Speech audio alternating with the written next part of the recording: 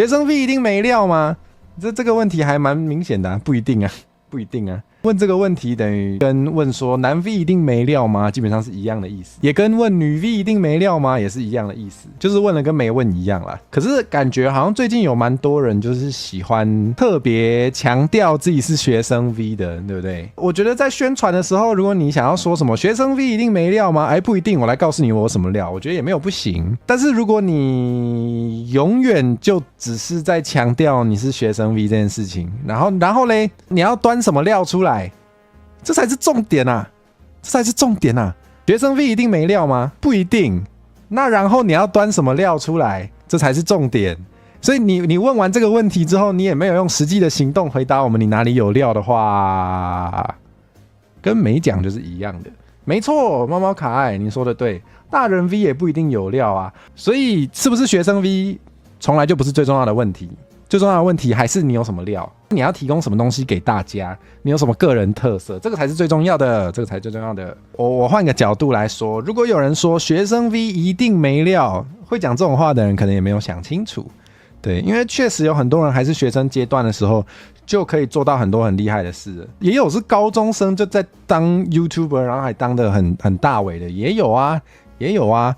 讲比较难听一点，如果你永远只会一直重复这句话，你只会一天到晚说学生 V 真的没料吗？如果你永远只在讲这句话的话，那还真的蛮没料的。就是与其一天到晚花时间强调你是学生 V 这件事情，不如你实际上把你的料拿出来。你想一下，如果陈火蛇每天在推特上发文，都在那边说什么啊，台 V 真的没料吗？男 V 真的没料吗？然后就整天发这个文，你们会想要看我的台吗？对不对？我与其花时间重复讲这些事情，我还不如去找一些人来街访，对不对？弄一个国际街访系列的 shorts， 大家就知道我有没有料了啊。如果你刚好也是学生 V 的话了，我可以给的建议就是你不用再重复这些事情，因为现在已经有太多是学生的 V 都喜欢拿这件事情来宣传了。那我觉得强调这件事情不会让你比较有优势，也许会有一些人因为这样子就觉得想要来鼓励你、夸一下你，然后订阅你，对，也没有不行。但是你真的要长期的维持有观众来看你的话，真正重要的还是你提供什么东西给大家，对，跟你的身份没什么关系，可能跟你的性别也无关，跟你的性取向也无关，跟你是不是学生也无关，跟你是什么种族应该也无关，对，没有错。学生也能分享人生价值观，信念碰撞，理性沟通，没有错，没有错，就跟你是不是学生就没有关系，对对。然后还有一种是大家很喜欢说，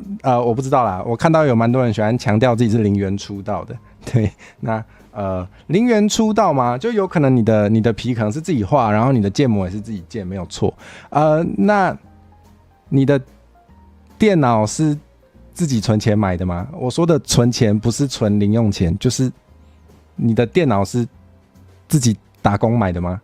如果你想要强调自己零元出道的话，也可以想一下这件事情。好啦，今天主要也不是要来呛大家啦，我觉得相关的讨论有点太多了，然后我觉得可以直接统一回答，我们就可以把时间用在更有价值的地方了。对，与其在那边想说到底学生 V 到底有没有比较没料，我统一回答，不一定。那然后就是你要告诉大家你的料是什么，就这样子。可能也有人觉得陈火蛇蛮没料的啊，对啊，有时候有没有料也是蛮主观的，就是你有没有吸引到想要看你的人，你有没有吸引到觉得你有趣的人，对，这才是真正重要的。因为你希望你的频道越多人看的话，你可能就是要提供一些大家想看的东西，有些东西本来就是要花时间经营的。如果你想要在短时间内就获得大量的认可，还蛮困难的，可能也不会是长久的方式啦。对。